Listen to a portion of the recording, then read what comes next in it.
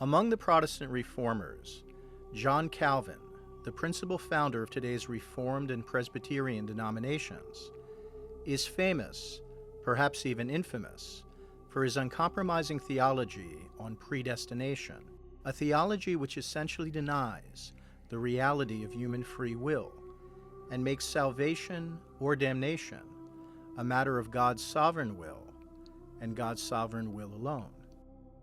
In other words, according to Calvin, God actually creates certain people to go to hell.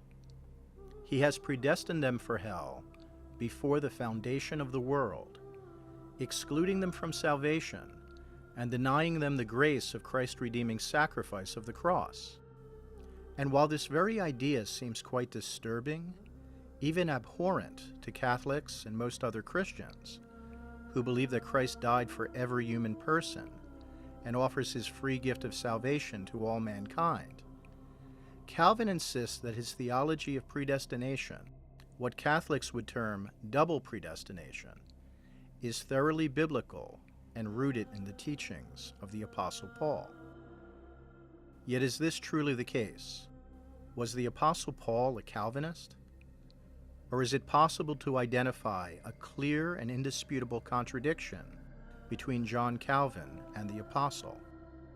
My name is Aurelian, and you're watching Catholic Sanity. Once again, the reformer John Calvin teaches that everything that happens, absolutely everything, was predestined to happen by the sovereign will of God before the foundation of the world. And this includes every sin that I myself have ever committed. According to Calvin, I have what is called free agency, but no true power to choose contraries. That is to say, I have no free will, in the sense that Catholics and most other Christians, as well as Jews, understand free will. I therefore do voluntarily what I could never do otherwise. When committing a sin, I freely choose to do evil, and thus I incur the guilt of committing the sin. But because it was always part of the sovereign plan of God that I would commit this sin, it was not possible for me to avoid committing the sin. This is Calvin's position.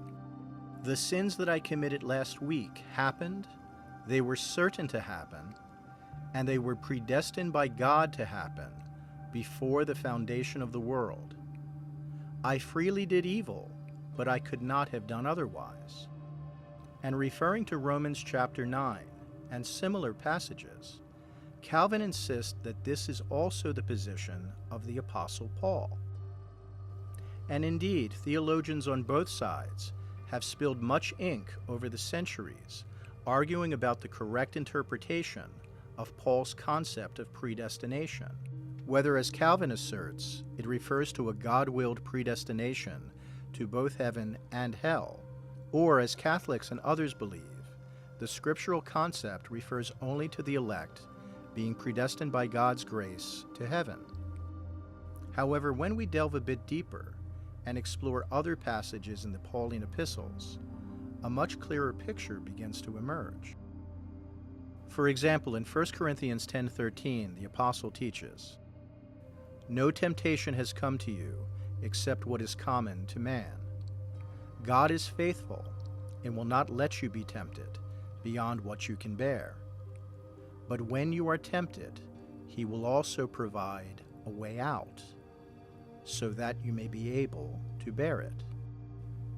So here, Paul is directly stating that God provides a way to escape when we are tempted to sin.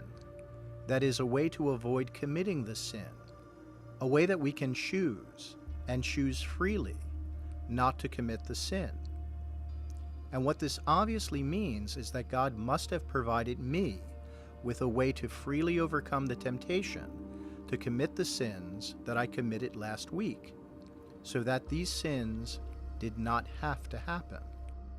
However, Calvin insists that the sins I committed last week were predestined by God before the foundation of the world. So which is it? Clearly, these two positions cannot be reconciled. If Calvin is right and I was predestined to commit a particular sin before the foundation of the world, then God could not truly provide me with a way to avoid committing that sin.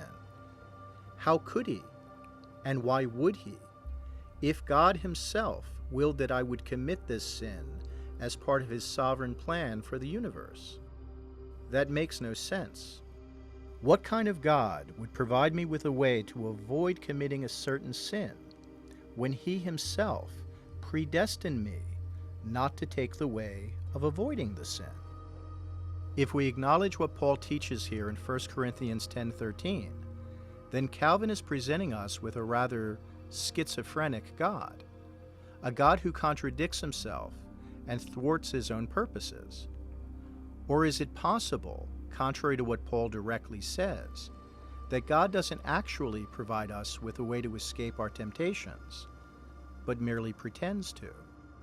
Again, this leaves us with a very problematic God, a God whose word and offers of deliverance cannot really be trusted. So contrast it with this one verse, 1 Corinthians 10:13.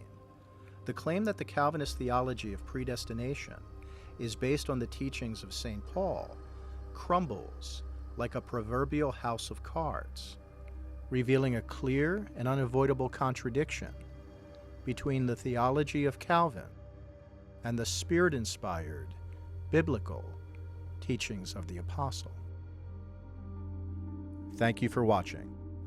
If you enjoyed this video, please leave your comments, and please like and subscribe for more Catholic sanity. Pax Christi Vobiscum.